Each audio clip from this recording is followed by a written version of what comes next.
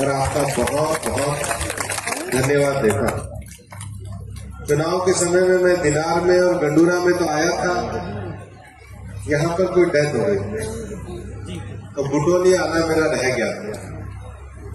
मैं सुनता भी रहता था कि बुटोली जो है ये मूर्तिकारों का भी गांव है, आदिकोट ब्राह्मण समाज के लोग हैं, और गंडूरा तो यहाँ की राजनीति का केंद्र रहा। हम तो गए भी थे उनके घर के बाहर बैठने विजय साहब के, और मेरे को आज जब मैं आने लगा तो मैंने पूछा कि जो सबसे बड़ी समस्या है चंडी मंदिर तक के सड़क की है, तो सुखवंत जी प्रस्ताव बना करके भेजे, वन विभाग से कोई विषय होगा तो करके उसका कोई ना कोई समाधान पता है। ये सड़क की बात सुखवंत जी ने कही है, मैं आपको ये विश्वास दिलाना चाहता हूं। मैंने अभी कलेक्टर साहब से भी बात करी है, ये प्रस्ताव बना के सुखवंत जी दीजिए कि जो एनसीआर फंड में जो पैसा आता है इस बार इस सड़क को उसमें पास करा के और हम पूरा करने का काम करें। मैं कुछ विषय लेकर भी आपके पास आया। वैसे तो मैंने आने के बाद कहा कि भाई मुझे माला मत पहनाओ और ज्यादा डीजे भी मत बजाओ। मैंने आकर के हर पंचायत को 11-11 पेड़ अपनी तरफ से दिए।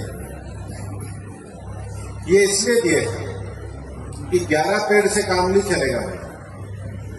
इस बार जब जून जुलाई में बारिश आए तो आपको इसमें 100 पेड़ जोड़ के हर गांव में 111 पेड़ लगा दें।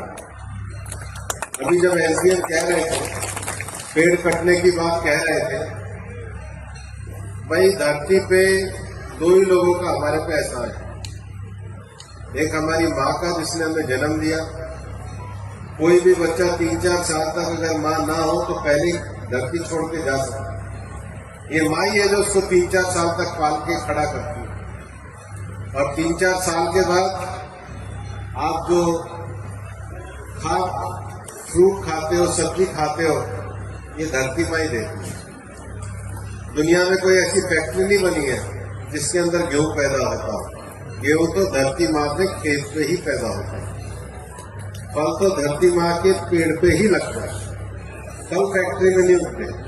कार की फैक्ट्री बना सकते हो, हवाई जहाज की बना सकते हो, फल की फैक्ट्री नहीं बना सकते। वो तो धरती माँ से ही आते हैं। तो हमें जन्म देकर के खड़ा हमारी माँ ने किया और हमारा पालन पोषण धरती माँ ने किया।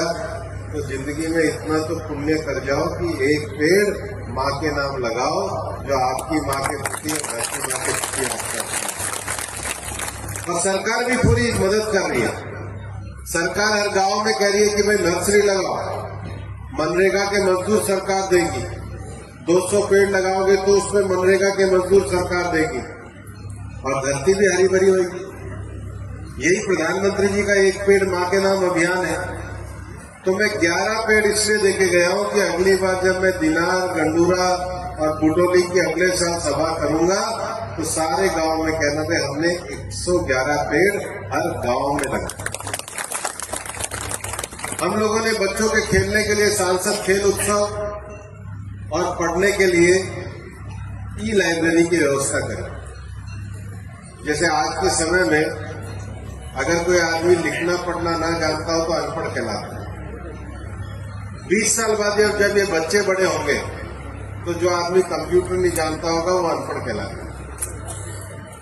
अभी प्रधानमंत्री सूर्यघर योजना है, मीणा साहब बता रहे थे कि इसका रजिस्ट्रेशन कराना होगा, मतलब फॉर्म नहीं भर के देना होगा, सरकार के पोर्टल पर रजिस्ट्रेशन कराना होगा। और यहाँ पर हमारी माताएं बहनें बैठी हैं, सबके किचन में आजकल 50% काम बिजली से ही होता है नहीं होता है। बल्कि जानवरों के विषय में दही भी मिलाने का काम है, उससे बिजली से शुरू होता है, कोई हाथ से नहीं मिलाता।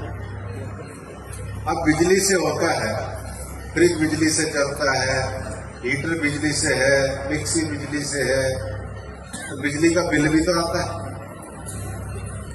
तो भारत सरकार ये योजना लेकर आई है धरती पे जितनी एनर्जी हमको चाहिए उससे 8 गुना एनर्जी सूरज से आती है।